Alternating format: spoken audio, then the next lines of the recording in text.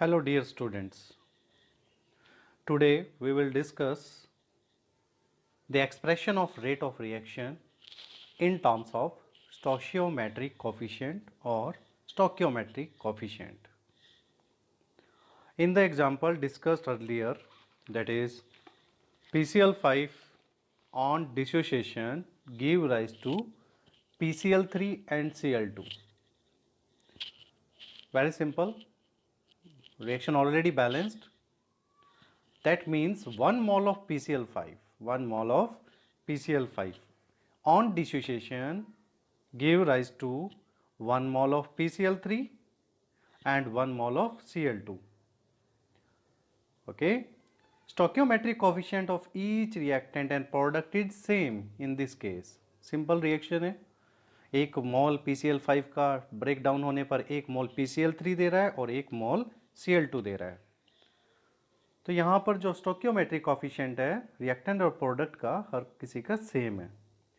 For such A case the rate of reaction will B same whether we express in terms of decrease in concentration or increase in concentration of reactant. However, a difficulty arises कब, if the stoichiometric coefficient of reaction or we can say coefficient of reactant and product in the balanced equation are not same. इस case में तो कोई problem ही नहीं है, simple equation है, 1 मोल है. But जब आपके पास स्टोकियोमेट्रिक कॉफिशिएंट, जो ये कॉफिशिएंट हैं एक बैलेंस्ड केमिकल इक्वेशन में जब डिफर होते हैं, उस केस में क्या होगा, उस केस में क्या करेंगे आप, कैसे इनको एक्सप्रेशन बनाएंगे. Expression of rate of reaction in terms of stoichiometric coefficient, यही टॉपिक है हमारा. इस केस में कैसे करना है, रेट ऑफ रिएक्शन का एक्सप्रेशन कैसे करोगे आप कि सब इक्विवेलेंट हो जाएं, सब इक्विवेलेंट हो जाएं. बिकॉज इस रिएक्शन को देखिए, सेकेंड इक्वेशन को, अगर इसमें आप देखते हैं कि 2 mole of N2O5 decomposed into 4 mole of NO2 and 1 mole of oxygen are produced in the same time. बेटा यहाँ पर 2 मोल है आपके पास N2O5 के, ओके, और वो डिसोशिएट होने पर ऑन डिसोसिएशन 4 मॉलिक्यूल दे रहे हैं नाइट्रोजन डाइऑक्साइड के और 1 मोल दे रहा है ऑक्सीजन का. तो यहाँ पर क्या है, यहाँ पे स्टोकियोमेट्रिक कोएफिशिएंट डिफर है. इस केस में आप एक्सप्रेशन कैसे बनाएंगे, because the rate of decomposition, आप देख रहे हैं कि rate of decomposition of N2O5 is twice as fast as the formation of O2. बेटा जैसे ही एक मोल O2 का बनता है, कब बनता है वो, 2 मोल ऑफ N2O5 के डिसोसिएशन से बनता है. Okay, and the rate of formation of NO2 की रेट ऑफ फॉर्मेशन क्या है, 4 टाइम्स है. किससे है 4 times, as that of oxygen. तो रेट ऑफ फॉर्मेशन NO2 की 4 टाइम्स है, rate of formation of oxygen की 1 टाइम्स है. किसके कंपेयर में, as compared to the rate of decomposition of N2O5. Okay, तो to get identical value of rate of reaction, हमें identical value चाहिए क्योंकि आपने इक्वल लगाया हुआ है. इस इक्वल का मीनिंग क्या होता है, to get identical value of rate of reaction in terms of any reactant or product, the rate as expressed above are further divided by their stoichiometric coefficient. बेटा अगर ये आपके पास जो stoichiometric coefficient है, आप इनको रेसिप्रोकल में ले लेंगे, आप इनको डिवाइड में ले लेंगे, तो क्या होगा, सब इक्विवेलेंट आ जाएंगे. अगर आप इनके stoichiometric coefficient से रेट एक्सप्रेशन को, रेट ऑफ रिएक्शन को डिवाइड कर देते हैं, तो all will be equivalent to each other. Okay, तो अब देखो रेट ऑफ रिएक्शन का, इसका एक्सप्रेशन का मीनिंग क्या हुआ. नेगेटिव साइन क्या इंडिकेट करता है, बताइए, tell me the importance of negative sign in case of rate expression. Very good, exactly. This negative sign कल की क्लास में बताया था आपको नेगेटिव साइन की क्या इंपॉर्टेंस होती है और पॉजिटिव साइन की क्या इंपॉर्टेंस होती है. This negative sign indicates what? Decomposition. Indicate the decreasing concentration of reactant, the consuming concentration of reactant, or we can say disappearing concentration of reactant. Okay, consume हो रही है ना. रिएक्टेंट क्या होता है, रिएक्शन में कंज्यूम होता है. बनता कौन है, प्रोडक्ट बनता है. तो बेटा आप कंज्यूमिंग कह सकते हैं रिएक्टेंट के केस में, आप डिसअपियरिंग कह सकते हैं, आप डीफॉर्मेशन कह सकते हैं, आप डिक्रीजिंग कह सकते हैं. तो न्यूमेरिकल्स में क्वेश्चन में जब आते हैं कई बार डिसअपियरिंग आ जाता है तो बच्चे नहीं जान पाते कि डिसअपियरिंग का यहाँ एक्चुअली मीनिंग क्या है. डीफॉर्मेशन आ जाता है तो ये नेगेटिव साइन यही इंडिकेट करता है, that is the decreasing concentration of reactant with respect to chemical reaction. Okay, तो डिक्रीजिंग कॉन्सेंट्रेशन और कोफिशिएंट आपने 1/2 किया. D indicate the small change D by D T. D T is the time interval और this ये जो bracket है, square bracket है, that indicates what, molar concentration. So change in molar concentration of N2O5 with respect to time interval with respect to time change.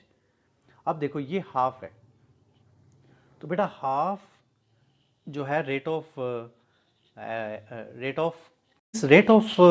Reaction के expression में आप first चीज़ का क्या ध्यान रखेंगे कि first of all the chemical reaction should be balanced. Reaction balance होनी चाहिए, तभी आप स्टोइकियोमेट्रिक कोफिशिएंट को समझ पाएंगे. उसके बाद आपने जो ये रेट ऑफ फॉर्मेशन और रेट ऑफ डीफॉर्मेशन है इन सबको इक्विवेलेंट किया है. बट इक्विवेलेंट कब होंगे, जब आप इनके स्टोइकियोमेट्रिक कोफिशिएंट को रेसिप्रोकल में लेंगे तो सब इक्विवेलेंट हो जाएंगे. अब इसका मतलब भी आपको समझ में आना चाहिए क्या ये रेट ऑफ डीफॉर्मेशन है N2O5 का 1/2 और ये रेट ऑफ फॉर्मेशन है NO2 का और ये रेट ऑफ फॉर्मेशन है ऑफ ऑक्सीजन का. एक क्वेश्चन करते हैं, उस क्वेश्चन से आपको आइडिया हो जाएगा कि इन कोफिशिएंट को हम कैसे यूज करेंगे और कैसे अप्लाइड कर सकते हैं, कैसे अप्लाई करते हैं, इसके एप्लीकेशन क्या है, इसके एप्लीकेशन को स्टडी करते हैं एक एग्जाम्पल से.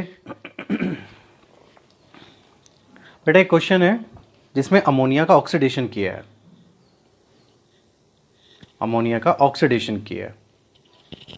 Problem, ammonia on oxidation give rise to nitric oxide and water. Reaction को बैलेंस करना है, ऑलरेडी बैलेंस है.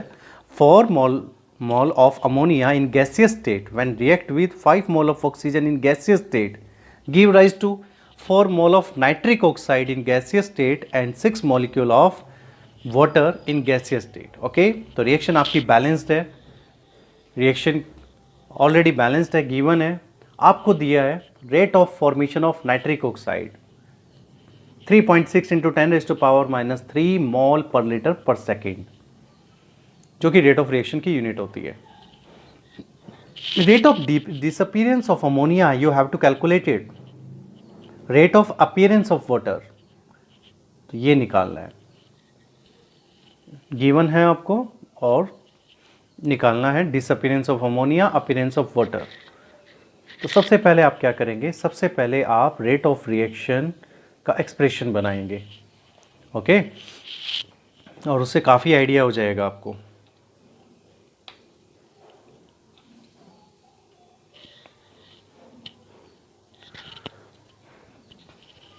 As discussed, this 4 will be 1/4. Reactant का केस है तो minus indicate the decreasing concentration.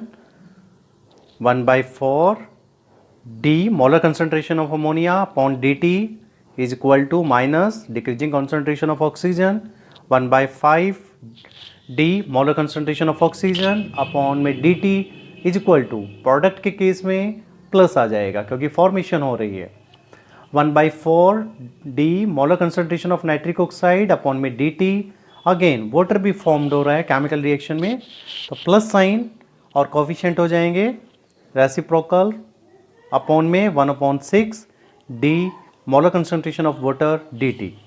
तो ये एक रेट ऑफ रिएक्शन का एक्सप्रेशन है, expression for rate of reaction in terms of D molar concentration of H2O upon dt। इसका मतलब क्या है? इसका मतलब है बेटा rate of formation of H2O, rate of formation of H2O। D molar concentration of NO dt, इस इतने का मीनिंग क्या है? Rate of formation of nitric oxide. इसका मतलब क्या है? Rate of deformation of oxygen, rate of deformation of ammonia. और देखो बेटा सब इक्वल हैं। इक्वल साइन का ये मतलब क्या है? इक्वल साइन की इंपॉर्टेंस क्या है कि एक रेट अगर आपको पता लग जाए तो बाकी सब के रेट आप कॉरस्पॉन्डिंग रेस्पेक्टिवली निकाल सकते हैं। एक रेट आपको पता लग जाए, चाहे ये डीफॉर्मेशन का हो चाहे फॉर्मेशन का हो, एक रेट ऑफ फॉर्मेशन या रेट ऑफ डीफॉर्मेशन अगर आपको किसी मॉलिक्यूल के रेस्पेक्ट में मिल जाए तो आप सबके रेस्पेक्टिवली रेट निकाल सकते हैं। ये इंपॉर्टेंस है इस एक्सप्रेशन की। तो बेटा देखो आपसे पूछा है rate of formation of NO given है, rate of disappearance of ammonia calculate करना है। तो rate of disappearance of ammonia क्या होता है? D molar concentration of NH3 dt, और ये आपको गिवन है। आप दोनों को बहुत ध्यान से देखिए, फोकस्ड करिए इसको। आप देख रहे हैं दोनों का रेट सेम है। सेम है कैसे? एक्सप्रेशन से, बट एक डिफरेंस है। क्या? ये रेट डीफॉर्मेशन का है, ये रेट फॉर्मेशन का है। ये रेट डीफॉर्मेशन क्योंकि नेगेटिव साइन है, ये रेट फॉर्मेशन क्योंकि प्लस साइन है। ओके, तो दोनों का रेट सेम है। तो आपको ये गिवन है rate of formation of NO, तो वही हो जाएगा rate of deformation of ammonia. Okay, but difference एक फॉर्मेशन का दूसरा डीफॉर्मेशन का है, एक अपीयरेंस है दूसरा डिसअपीयरेंस है। तो इस इक्वल की इंपॉर्टेंस यही है कि आप बहुत आसानी से एक दूसरे के रेस्पेक्ट में रेट ऑफ रिएक्शन कैलकुलेट कर सकते हैं।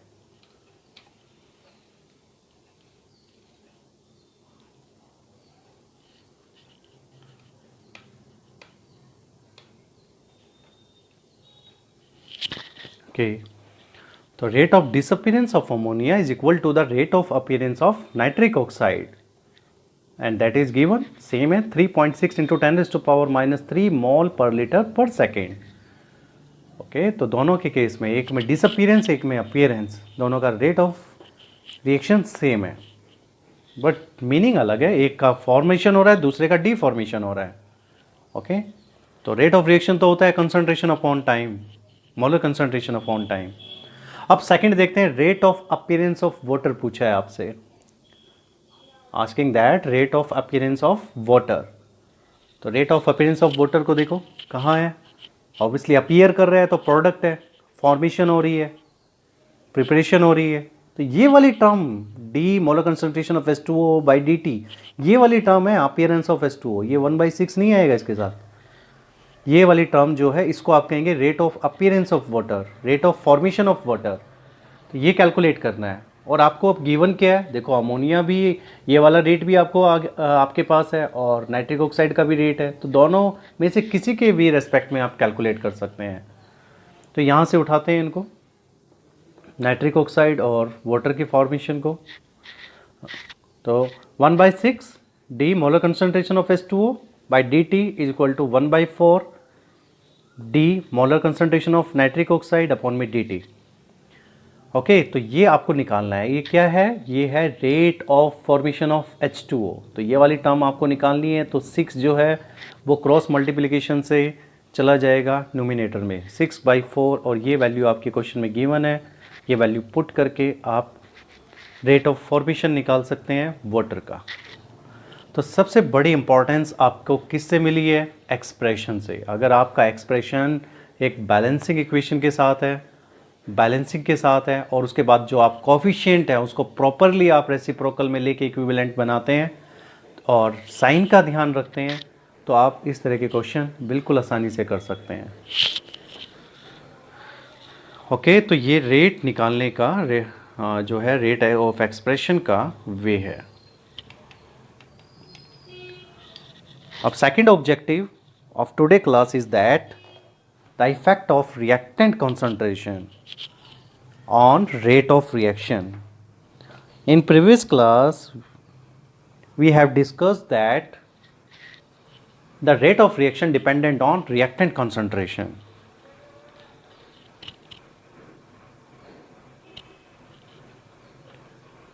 How? कैसे डिपेंड करता है रेट ऑफ रिएक्शन रिएक्टेंट की कॉन्सेंट्रेशन पर? प्रैक्टिकली और एक्सपेरिमेंटली कैसे डिपेंड करता है, इसको देखते हैं. And the second objective is the effect of reactant concentration on rate of reaction. First law, that is called law of mass action. Law of mass action, you have familiar with this law in your previous class. 11th class में आपने इसको study किया है law chemical equilibrium में. तो मैंने आपको starting में ही फर्स्ट क्लास में बताया था कि ये तीनों यूनिट फिजिकल केमिस्ट्री की एक इम्पॉर्टेंट यूनिट है. मैंने आपको डिफरेंशिएट बताया था कि केमिकल थर्मोडायनेमिक्स और केमिकल काइनेटिक्स कैसे एक दूसरे के साथ डिस्टिंग्विश हैं और क्या इंपॉर्टेंट रोल प्ले करती हैं केमिकल रिएक्शन के लिए. उसके साथ साथ केमिकल इक्विलिब्रियम का क्या रोल होता है. ओके, तो लॉ ऑफ मास एक्शन आप ऑलरेडी पढ़ चुके हैं. तो एक बार फिर इसको हम केमिकल काइनेटिक्स में पढ़ते हैं, क्योंकि जो रेट का आइडिया है वो एक्चुअली गुल्डबर्ग और वागे ने ही दिया था 1867 में. 1867 में Guldberg and Waage, that law is called as law of mass action. ये लॉ क्या कहता है बेटा? As chemical reaction proceed, you know the concentration of reactants keeps on decreasing while that of product keeps on increasing, as we have discussed in previous lecture. However, the rate of reaction is also found to decrease, क्योंकि rate of reaction किस पे depend करता है? Reactant की concentration पर. बेटा concentration decrease करती जाएगी धीरे धीरे, तो रेट ऑफ रिएक्शन भी डिक्रीज करता जाता है जनरली. तो ये क्या बताता है? The rate of reaction is directly related to concentration of reactant species. तो जो इसका इफेक्ट है, the effect of concentration on rate of reaction was first observed by Goldberg and Waage in 1867. चलो इसको समझते हैं क्या कहते हैं ये. एक हाइपोथेटिकल जनरल रिएक्शन लेते हैं जिसमें रिएक्टेंट चेंज हो रहा है प्रोडक्ट में. Capital A capital B denote करते हैं रिएक्टेंट्स को, और स्मॉल ए और स्मॉल बी डिनोट्स कर रहे हैं स्टोशियोमेट्रिक कोफिशिएंट को. Coefficient that is used for balance the chemical equation. Okay, तो according to this law, rate directly proportional to the multiple product of the molar concentration of reactant species raised to their power of stoichiometric coefficient used in balanced chemical equation. तो बेटा ये a, small a और small b क्या है? ये आपके stoichiometric coefficient है जो आपको बैलेंस्ड केमिकल इक्वेशन में दिखाई दे रहे हैं. ओके, अब स्टोकियोमेट्रिक कोफिशिएंट जो होते हैं उसको हम एक अपने डेली लाइफ से समझते हैं बेटा, डेली लाइफ एग्जांपल से. हमारी क्लास में 40 स्टूडेंट हैं, ठीक है. क्लासरूम में 40 स्टूडेंट्स प्रेजेंट हैं. वो 40 स्टूडेंट्स ड्यूरिंग स्टडी क्या सभी एक्टिव होते हैं? एक्टिव मीन्स क्या सभी मेंटली प्रेजेंट होते हैं? नहीं ना, ऐसा आइडियल क्लास में होता है. वैसे जनरली क्या होता है कि उसमें कुछ बच्चे बैठे क्लास में होते हैं बट उनका ध्यान कहीं ना कहीं दूसरी जगह होता है. तो लॉ ऑफ मास एक्शन भी ऐसा ही है कि क्लास में 40 स्टूडेंट हैं, नंबर दिखाई दे रहा है 40 स्टूडेंट्स हैं एक क्लास में, क्लासरूम में during the study hour. But ज़रूरी नहीं है कि सभी स्टडी मोड में हैं, ज़रूरी नहीं है कि सभी स्टूडेंट एक्टिव हैं, ज़रूरी नहीं है कि सभी स्टूडेंट मेंटली प्रेजेंट हैं. तो यही है लॉ ऑफ मास एक्शन का difference. Law of mass action ने तो बोल दिया कि 40 स्टूडेंट्स है क्लासरूम में, तो 40 स्टूडेंट स्टडी कर रहे हैं. बट एक्चुअल में क्या है? प्रैक्टिकली क्या है। एक्चुअल और प्रैक्टिकल में एक डिफरेंस होता है, एक्चुअली और प्रैक्टिकली और थियोरटिकल में। तो बेटा ये थियोरटिकल कंसेप्ट है, ये क्या है, थियोरटिकल कंसेप्ट। अब रेट लॉ में क्या क्या डिफरेंस है, रेट लॉ क्या कहते हैं, रेट लॉ आपको क्या डिफाइन करते हैं। According to this law, rate is directly proportional to the multiple product of molar concentration of reactant species raised to the power of, in case of molar concentration of A is used as alpha, in case of molar concentration of B it is used as beta। तो क्या alpha और beta और small a और small b में difference है? Yes. जैसे classroom में 40 students is not active properly, okay, like that जो हम बात कर रहे हैं रियली में मेंटली कितने प्रेजेंट है, प्रॉपरली फोकस्ड कितने हैं, एक्टिव स्टूडेंट कितने हैं जो रियली स्टडी कर रहे हैं।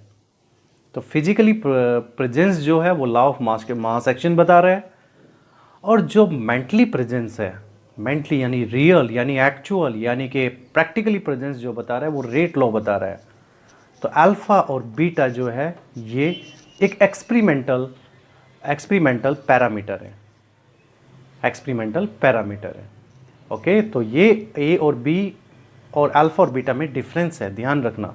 कैसा डिफरेंस है? ए और बी जस्ट कॉफिशिएंट है, स्टोकियोमेट्रिक कॉफिशिएंट, जो एक थियोरटिकल कंसेप्ट है। अल्फा बीटा एक प्रैक्टिकल कॉन्सेप्ट है, एक एक्सपेरिमेंटल कॉन्सेप्ट है।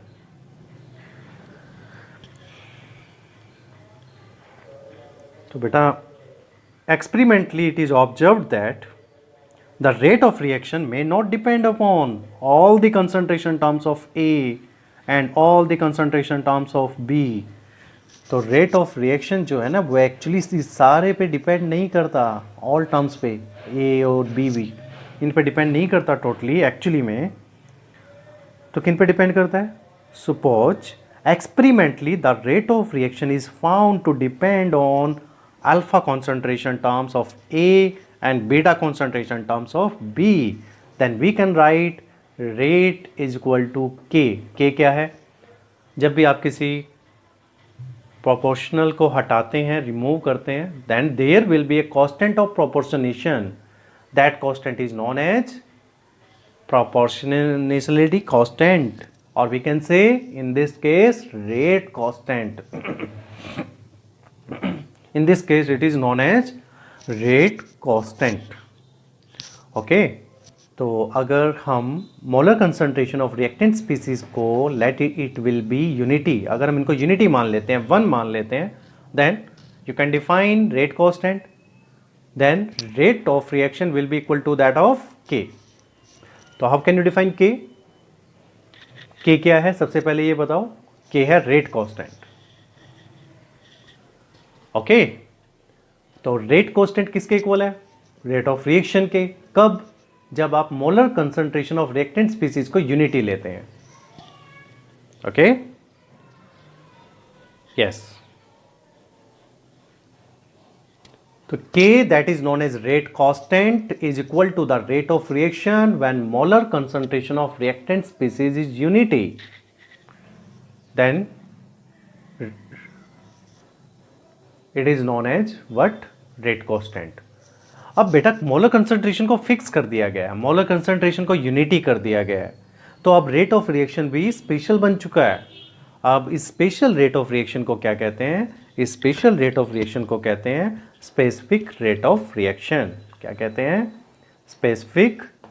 Specific rate of reaction, specific rate of reaction कहेंगे। अब के जो है वो रेट कांस्टेंट के साथ साथ इसको आप कह सकते हैं specific rate of reaction.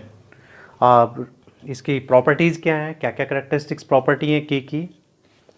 Let's see, it is specific rate of reaction, और बेटा के की वैल्यू अगर इंक्रीज करेगी तो रेट ऑफ रिएक्शन भी इंक्रीज करेगा। तो के और रेट ऑफ रिएक्शन में डायरेक्टली रिलेशन है। If the value of K increasing then rate of reaction also increasing, or we can say the faster rate of reaction takes place। Second, ये क्या बताता है? It is the measurement of rate of reaction। It tells about the measurement of rate of reaction। And one of the important point of rate constant, it does not depend upon the concentration of reactant. Okay यहाँ पर एक point देखो ध्यान से, rate of reaction depend करता है reactant के concentration पर और डायरेक्टली डिपेंड करता है, बट रेट कांस्टेंट डिपेंड नहीं करता. Rate constant does not depend upon the reactant concentration. Okay, does not depend upon the concentration of reactant. Next, K changes with changing temperature. Obviously, one of the important factor. K changes with changing temperature. The value of rate constant for the same reaction changes with temperature. तो temperature differ तो rate constant भी differ हो जाएगा. Obviously, temperature और chemical reactions दोनों एक दूसरे के साथ वेरिएबल हैं, चेंज करते हैं, वेरी करते हैं. और बेटा K की यूनिट क्या होगी? K की यूनिट डिसाइड करेंगे कौन? अल्फा और बीटा का सम, यानी कि order of reaction.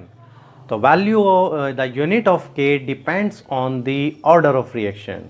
Order of reaction कैसे आएगा? ऑर्डर ऑफ रिएक्शन आएगा अल्फा और बीटा के सम से. अल्फा और बीटा के सम से you will get order of reaction. Order of reaction alpha और बीटा के सम से, इसको हम आगे डिस्कस करने वाले हैं. तो अल्फा प्लस बीटा का सम क्या हो सकता है? It may be 0, it may be 1, 2, 3, it may be in fraction value 1.5, 2.5. और बेटा नेगेटिव भी हो सकता है ये, बट आपके सिलेबस में इतना ही है, नेगेटिव वाली वैल्यू नहीं है. तो order of reaction may be 0, may be N integer, may be fractional में भी हो सकता है और मे बी नेगेटिव में भी हो सकता है. बट आपको 0 और प्लस वैल्यू करनी है, नेगेटिव नहीं करना आपको. Order of reaction is the sum of alpha plus beta. आगे हम डिस्कस करेंगे ऑर्डर ऑफ रिएक्शन होता क्या है, ऑर्डर किसे कहते हैं. हमारी नेक्स्ट क्लास इसी पे होगी, ऑर्डर ऑफ रिएक्शन, जहाँ मैं आपको प्रॉपरली डेफिनेशन बताऊंगा यहाँ से क्या होता है order of reaction. It is the sum of power, ये जो पावर है ना, sum of the power to which molar concentration raised to express the observed rate of reaction. तो बेटा इस रेट ऑफ रिएक्शन के एक्सप्रेशन में जो ये एक्सपोनेंट वैल्यू होती है, पावर होती हैं मोलर कंसंट्रेशन की, इनका जो सम है वही आपको ऑर्डर ऑफ रिएक्शन देता है. तो अल्फा प्लस बीटा का सम 0 हो सकता है. अगर ये 0 है then you will say 0 order reaction. If it is 1 then you will say first order reaction. If it is 2 then it will be 0 order. If it is 3 then it will be third order reaction. And it will if it is 1.5 or 2.5 then you will say it will be fractional order reaction. Okay. फिर doubt आता है क्या ये value 3 के बाद भी increase करती है? 3, 4, 5, 6, क्या ये पॉसिबल है? जनरली हम कहते हैं higher order of reaction are rare. Higher order नहीं होते हैं. क्यों नहीं होते हैं? क्यों नहीं होते हैं? हालांकि हमने 4 भी चेक किया है, ऑर्डर 4 भी पॉसिबल है, बट रेयर है बेटा, जनरली नहीं है. 4, 5, 6 जो ये हैं वो रेयर केसेस में है. चांसेस बहुत कम हो जाते हैं, प्रोबेबिलिटी कम हो जाती है. ऐसा क्यों? इंपॉर्टेंट क्वेश्चन है. Higher order of a reaction is rare. Why? हमारे सिलेबस में कॉलिजन थ्योरी होती है थी, जिसको अब रिड्यूस कर दिया गया बेटा सीबीएसई ने 30% सिलेबस के अकॉर्डिंग. उसमें एरिनियस इक्वेशन और कॉलिजन थ्योरी नहीं है. और कॉलिजन थ्योरी के कंसेप्ट को अगर हम माने तो वो कहते हैं yes reaction of higher order are very rare. तो कॉलिजन थ्योरी क्या कहती है? Because for a reaction taking place the molecule must come together simultaneously and collide with one another. Or we can say greater the number of molecule, lesser the chances for the molecule to come together simultaneously and collide. इसका मतलब ये है कि बेटा जैसे जैसे molecule increase करते जाएंगे ना, तो उनकी जो कोलाइडिंग टेंडेंसी है, प्रॉपरली कोलाइडिंग टेंडेंसी, वो डिक्रीज करती जाती है. जस्ट कोलाइड करना केमिकल रिएक्शन का होना नहीं है, प्रॉपरली कॉलिजन जरूरी होता है. डिफरेंट पार्टिकल्स के बीच में, डिफरेंट एटम्स, आयंस, मॉलिक्यूल्स के बीच में प्रॉपरली कॉलिजन, एक प्रॉपरली ओरिएंटेशन कॉलिजन नेसेसरी होता है। तो बेटा जब बहुत सारे मॉलिक्यूल आ जाते हैं, लार्जर नंबर में मॉलिक्यूल्स आ जाते हैं, तो उनके आपस में टकराने की, प्रॉपरली कोलाइड होने के चांसेस कम हो जाते हैं, जिसकी वजह से एक केमिकल रिएक्शन प्रॉपरली प्रोसीड नहीं होती। तो आप इतना ध्यान रखिए, the higher order of reaction is rare. Why? Because according to collision theory, for a reaction taking place different molecule must come together. Different molecule को पास आना होता है साइमल्टेनियसली, आपस में प्रॉपरली टकराना होता है, कोलाइड करना होता है, तभी जाके कोई रिएक्शन प्रोसीड होती है। और ज़्यादा मॉलिक्यूल के साथ अगर ग्रेटर नंबर में मॉलिक्यूल्स हैं तो ये टेंडेंसी रिड्यूस कर जाती है, ये कोलाइडिंग फ्रीक्वेंसी घट जाती है, इसलिए हायर ऑर्डर जो है वो रेयर है। तो समराइज कर लेते हैं बेटा, अभी तक हमने क्या किया है। फर्स्ट ऑब्जेक्टिव था हमारा रेट ऑफ रिएक्शन को एक्सप्रेस करने का, और उसमें आपने सबसे इंपॉर्टेंट की बैलेंस करना है इक्वेशन को। सेकंड जो कोफिशिएंट है उनको रेसिप्रोकल में लेना है, और जो उनके बीच में इक्वल का साइन है उसकी इंपॉर्टेंस समझनी है आपको। सेकंड, रेट ऑफ रिएक्शन का रिएक्टेंट कंसंट्रेशन के साथ क्या रिलेशन है। तो इसमें लॉ ऑफ मास एक्शन आते हैं जो एक थियोरेटिकल कंसेप्ट देते हैं, जस्ट स्टोइचियोमेट्रिक कोफिशिएंट के बेसिस पर कंसेप्ट देते हैं, बट सबसे ज़रूरी होता है आइडिया। तो इन्होंने आइडिया दिया जिसको आगे प्रोसीड किया, और रेट लॉ में ये जो थियोरेटिकल कंसेप्ट है ये एक्सपेरिमेंटली कंसेप्ट बन जाता है। तो जो मैंने आपको एक क्लासरूम का एग्जांपल्स दिया है कि 40 स्टूडेंट्स मेरी क्लास में हैं, वो लॉ ऑफ मास एक्शन के अकॉर्डिंग है, बट रेट लॉ के अकॉर्डिंग वो देखते हैं कि मेंटली प्रेजेंट कौन है। If a student is mentally present then it will be real presence. So ये डिफरेंस है रेट लॉ और लॉ ऑफ मास एक्शन में। एक डिफरेंस आप खुद देख सकते हैं कि यहाँ पर आपके कोफिशिएंट जो हैं वो ए और बी है बेटा rate law of mass action में, जबकि आपके रेट लॉ में जो कोफिशिएंट ना हो के ये अल्फ़ा और बीटा हैं। ओके, जो एक्चुअल मॉलिक्यूल्स हैं that taking part in a chemical reaction. उसके बाद की क्या होता है, रेट कांस्टेंट को आपने डिफाइन किया।